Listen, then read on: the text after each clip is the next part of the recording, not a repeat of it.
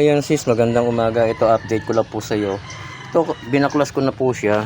Ayan oh, nakalakabit na po yung special tools ng timing niya para isasalpak na lang, kasi kung hindi mo yan isa-timing po, kasi ito freewheeling yan oh. Ayan oh.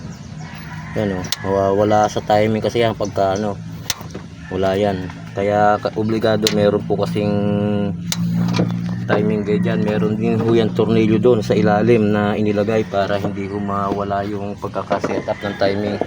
Ito naman yung timing belt mo. Ayan, kung mapapansin, ayan o, kung mapapansin mo, puro crack na ho yan. Yan po talaga sis, talagang delikado po kasi yan. Oras na napatid dyan, mas malaki ang gagasusin kasi kakatok po makina nito. Yan, magkakaputol-putol ho yung mga engine valve niyan. Yan o. Kung mapapansin nyo po, talagang yung timing belt niya, yan, magapok na. Ito naman yung water pump mo, ito, obligado na talagang palitan kasi yan o, natulo na yan dyan. Dyan. Dito natulo yan o, dito sa pinaka-breather niya. Yan o. Wala ng tubig. Pero may natulo pa yatang konti. Ayan. Labo yata. Ayan. Itetest ko yan sa inyo pagdating nyo dito. Pakikita ko sa inyo yung kung bakit siya dapat palitan at kailangan siyang dapat siyang palitan, at papakita ko na may tagas siya ng actual.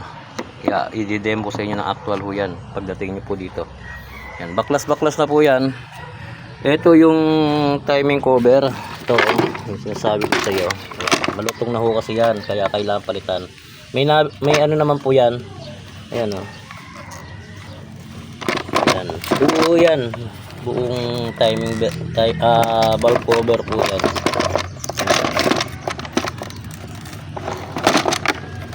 Kung halimbawa ano, kailangan ng sample, picture na lang po. Pakita nyo na lang sa auto supply.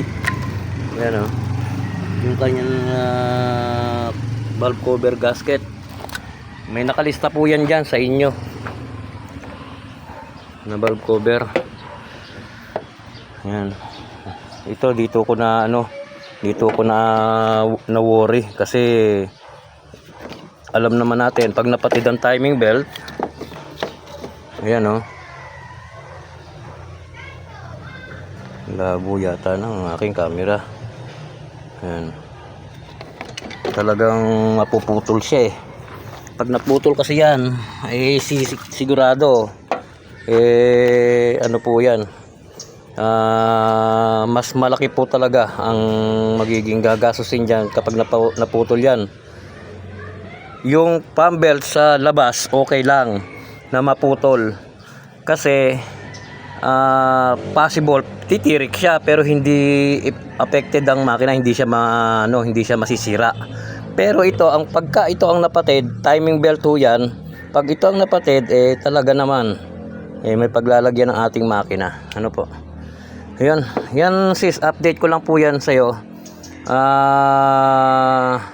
Naka-ready na yung mga nito, mga pyesa mo na kailangan na mapalitan. Yan. Ayan na po siya. Yan, tatlong yan na. Andiyan na. Sige sis, magandang umaga po. Update lang po sa inyo yan.